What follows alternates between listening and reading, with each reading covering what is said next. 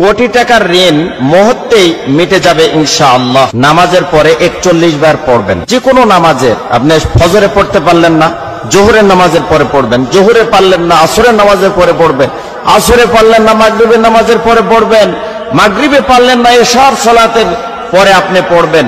যদি আপনি পড়তে পারেন 41 বার, আর মনের ভিতরে যদি আপনার সঠিক তামান্না এবং বিশ্বাস যদি থাকে, কোটি কোটি টাকার যদি আপনি ঋণের মধ্যে থাকেন, ইনশাআল্লাহ আল্লাহ পাক আপনাকে পরিত্রাণ দিবে তো আল্লাহ পাক তো আমাকে আপনাকে হেফাজত করবে। আমরা তো ভুলের মধ্যে কেউ নয়।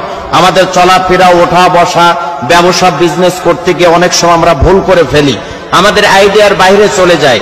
আমরা মনে করি ব্যবসা ক্ষেত্রে যদি এত টাকা ইনভেস্ট করি তাহলে মনে হয় যে আমি লাভবান হতে পারবো, কিন্তু আপনার আয়ত্তের চাইতে আপনি লক্ষ লক্ষ টাকা, কোটি কোটি টাকা সেখানে ইনভেস্ট করলেন, এবং বেশি টাকা আপনি সেখানে ইনভেস্ট করার কারণে কোনো কারণে আপনার ব্যবসায় লস হলো, আপনি সেখানে পারলেন না।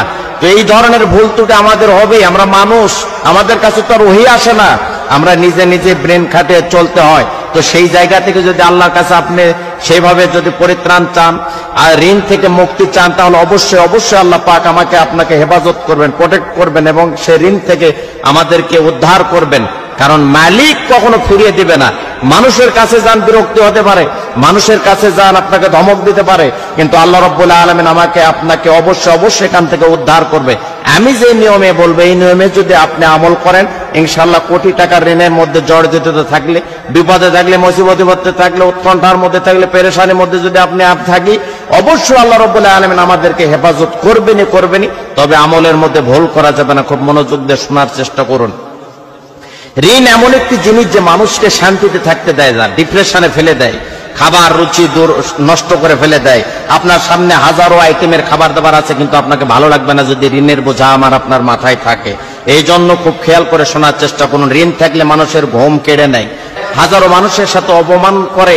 এই ধরনের যদি কারোর মধ্যে সমস্যা থেকে থাকে, ইনশাআল্লাহ এই কোরআনের আমলটা আপনি করেন, কাঙ্ক্ষিত আমল।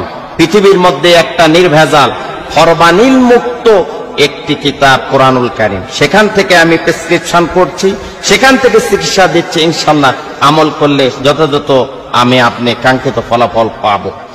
এশার নামাজের পরে করলে আমলটা বেশি ভালো হয়। যদি কোনো কারণে এশার নামাজের পরে না পারেন, তাহলে অবশ্যই আপনি অন্য নামাজের পরে করবেন।